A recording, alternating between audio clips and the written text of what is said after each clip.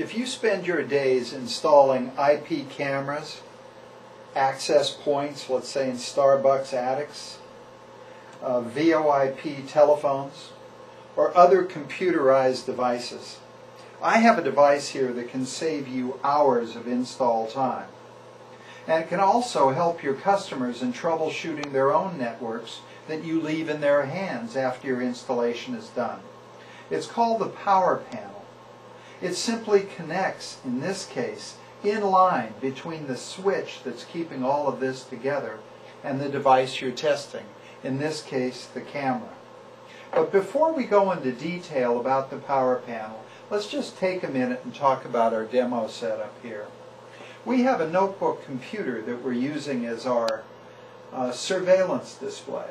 It's connected to a computerized camera called an IP camera, and notice we have a live video feed going on. It's connected together with a switch, a 100 megabit a second switch, that's capable of providing power over Ethernet. Power over Ethernet is power provided on the same Cat5/6 cable that the data comes through. And the power can drive these computerized devices. What's so good about power over Ethernet? It saves you a lot of money during the install because you don't have to put in a separate AC power feed for each device. So you have the money savings of power over Ethernet plus the flexibility of dealing with digital pictures. That's why the IP camera market is growing so rapidly. Back to the Power Panel. In this case, we're connected in line between our switch and our camera.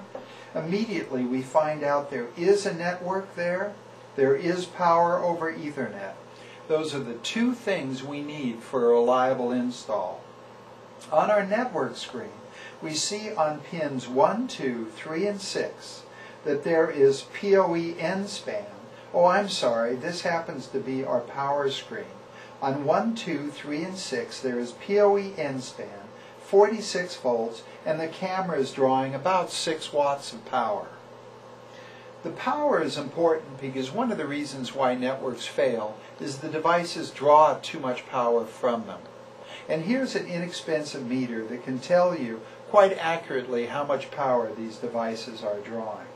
Now let's switch over to the network screen.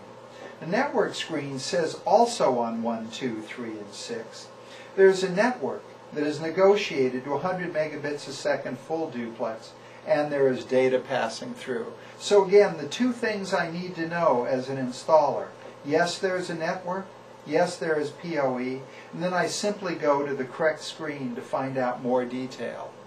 Had this been a PoE injector, which are very popular, it would say 4, 5, 7, and 8. And that is called a PoE midspan. And let me switch back to the PoE screen. That would say PoE midspan, 4, 5, 7, and 8. And you would also have the voltage and power readings. Now, let's disconnect completely and say we were not connected in line, and all we wanted to know is whether this switch had an active port, whether it had data available, and whether it had the power over Ethernet enabled. We simply connect it to either of the two jacks. Immediately it tells us yes, there is a network device, yes, there is power over Ethernet. We're on the network screen now. It says the network's on 1, 2, 3, and 6.